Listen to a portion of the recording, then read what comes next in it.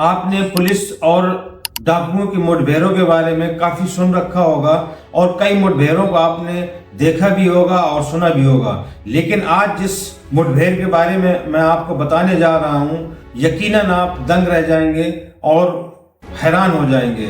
दरअसल एक ऐसा डाकू जो अकेले ही 400 पुलिस वालों से अकेले भिड़ गया था, और सिर्फ भिड़ ही नहीं गया था, 52 घंटे तक लोहा लेकर रखा और अकेले दम पर 400 पुलिस वालों के पसीने छुड़ा दिए थे।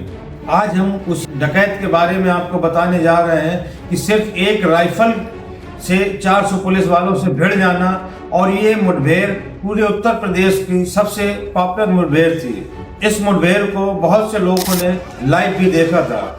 एक ऐसी मुठभेड़ जिसने पूरे उत्तर प्रदेश में तहलका मचा रखा था। एक ऐसा डकैत जो अपने बहन के साथ हुए बलात्कार का बदला लेने के लिए एक आम शख्स से डकैत तक का सफर किया और फिर एक दिन पुलिस के साथ मुठभेड़ पर मारा गया। यकीनन आप उस डकैत का नाम भी जानना चाहेंगे। उस डकैत का नाम था डाकू घनश्याम केवट। तो आइए जानते हैं डाकू घनश्याम केवट की पूरी कहानी को विस्तार से। तो दोस्तों, आपसे वही हम्बल रिक्वेस्ट है कि अगर अभी तक आपने मेरे चैनल को सब्सक्राइब नहीं किया है तो मेरे चैनल को सब्सक्राइब करें और बेल आइकन को भी प्रेस करें, ताकि जब भी कोई नया वीडियो बने सबसे पहले आप तक पहुंचे। आदाब, नमस्कार, मैं हूं मुबीन खान। आज की जो सच्ची घटना की कहानी है वो है एक मशहूर डाकू घनश्याम केवट की। दरअसल वक्त होता है 2003 का। घनश्याम केवट की एक छोटी बहन होती है और उसी के ही गांव के एक लड़के ने घनश्याम केवट की बहन के साथ बलात्कार किया था, जिसको लेकर घनश्याम केवट काफी परेशान हुआ और पुलिस के पास भी पहुंचा। लेकिन पुलिस ने उसकी कोई सुनवाई नहीं करी और लगभग महीनों पुलिस के वो चक्कर काटता रहा। जब उसको प्रशासन द्वारा कोई भी सहायता नहीं मिली या उसको न्याय नहीं मिला, तब उसने हथियार उठाने की ठान ली और उसने बदला लेने की भी ठान ली और हाथ में हथियार उठाकर निकल पड़ा बीहड़ की ओर। उस वक्त चंबल में डाकू शंकर केवट का नाम बहुत ज्यादा चर्चा में था और वो फुल उरूज में चल रहा था। घनश्याम केवट भी जाकर शंकर केवट के गिरोह में शामिल हो जाता है और छोटी मोटी उस गिरोह के साथ में रहकर लूट डकैतियां करने लगता है, और कुछ दिनों के बाद ही अपने बहन के बलात्कारी को मौत के घाट उतार देता है और अपनी बहन का बदला ले लेता है। और अब उसका ठिकाना बीहड़ बन चुका था और डकैतों के साथ में ही रहने लगा था, और ये सिलसिला यूं ही चलने लगा।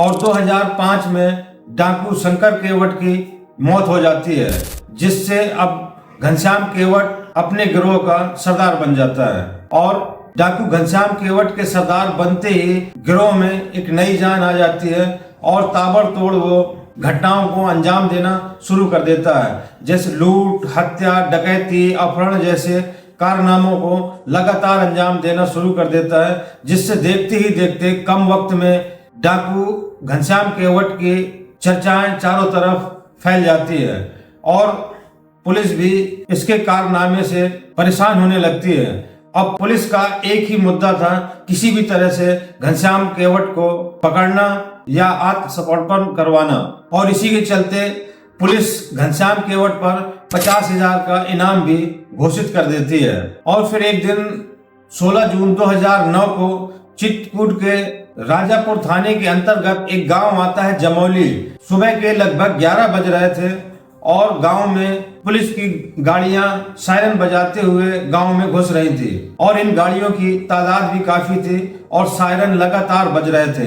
गांव वालों को शायद अंदाजा भी नहीं था कि ये पुलिस किस लिए गांव में आई है और अगले 3 दिनों तक इस गांव में क्या होने वाला है। और देखते ही देखते जमौली गांव छावनी में तब्दील हो जाता है और पुलिस की चारों तरफ निगाहें दौड़ रही होती हैं, क्योंकि उनको एक सूचना मिली थी कि डाकू घनश्याम केवट इसी गांव में छिपा हुआ है।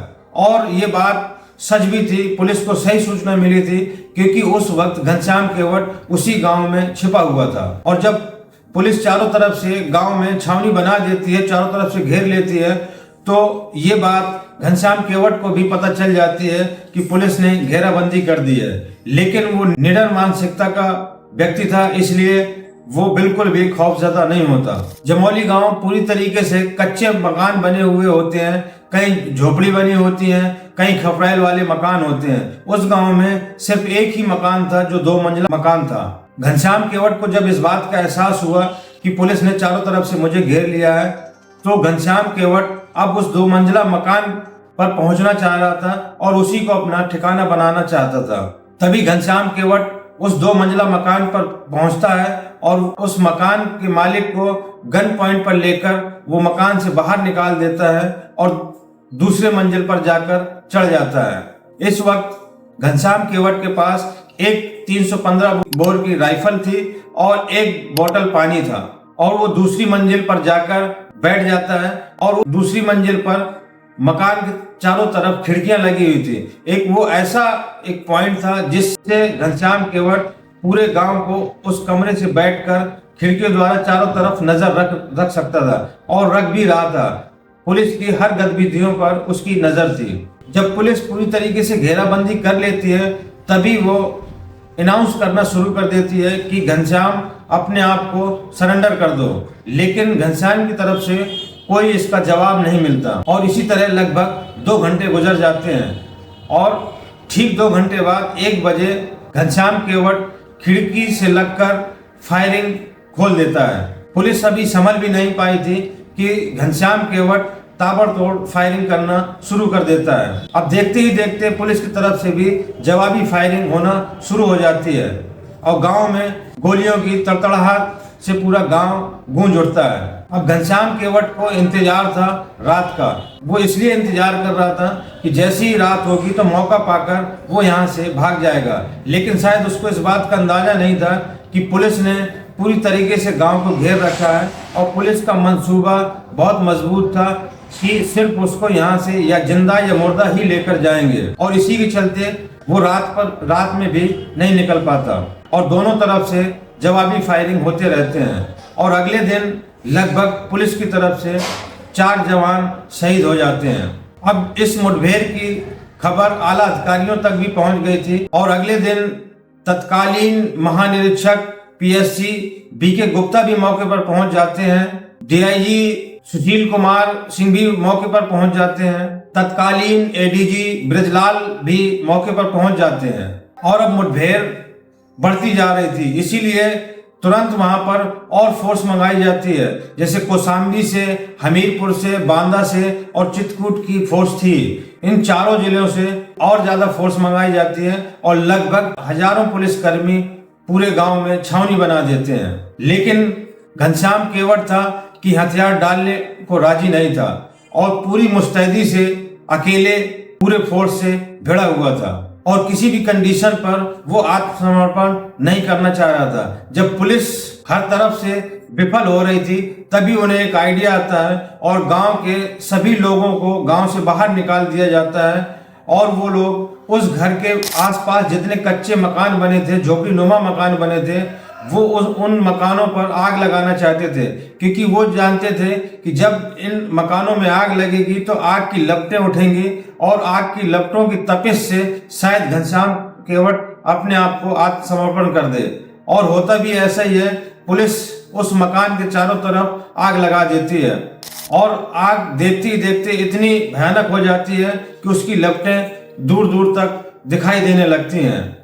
लेकिन इन आग की लपटें भी घनश्याम केवट के हौसले को डिगा नहीं पाती और वो आत्मसमर्पण नहीं करता और लगातार फायरिंग कर रहा होता है। और इसी दौरान महानिरीक्षक बीके गुप्ता और उप महानिरीक्षक सुशील कुमार सिंह और सिपाही समेत लगभग 6 लोग घायल हो जाते हैं। अब इस मुठभेड़ की खबर लखनऊ तक भी पहुंच जाती है। उस वक्त तत्कालीन डीजीपी विक्रम सिंह भी वहां पर बार बार घटना की जानकारी ले रहे थे और अधिकारियों को दिशा निर्देश दे रहे थे कि किसी भी कीमत पर घनश्याम केवट भागने न पाए।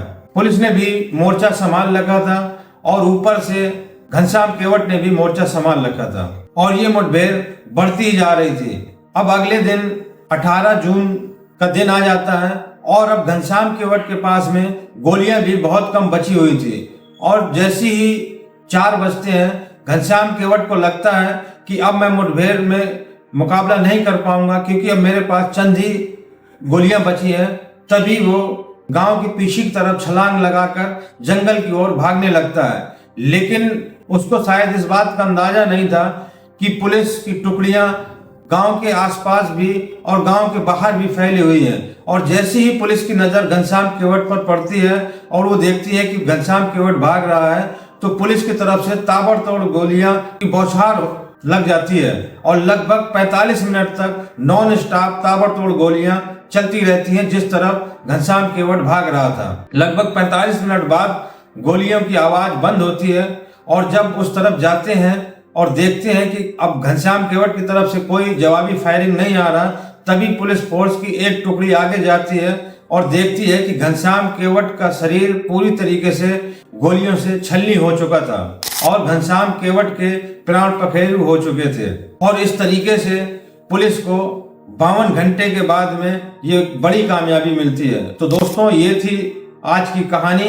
पुलिस ने भले ही घनश्याम केवट को मुठभेड़ में मार दिया हो, लेकिन घनश्याम केवट की इस मुठभेड़ की कहानी को सुनकर लोग आज भी घनश्याम केवट को याद करते हैं और रोमांचित हो जाते हैं। तो दोस्तों, ये कहानी सुनाने का मकसद किसी को आहत करना या परेशान करना नहीं है, बल्कि आप लोगों तक सच पहुंचाना और जागरूक करना है। तो दोस्तों, अगर ये वीडियो आपको अच्छा लगा हो तो ज़्यादा से ज़्यादा लाइक करें, सब्सक्राइब करें और फेसबुक पर देख रहे हो तो पेज को फॉलो करें। मिलते हैं एक नई कहानी के साथ अगले वीडियो में। जय हिंद।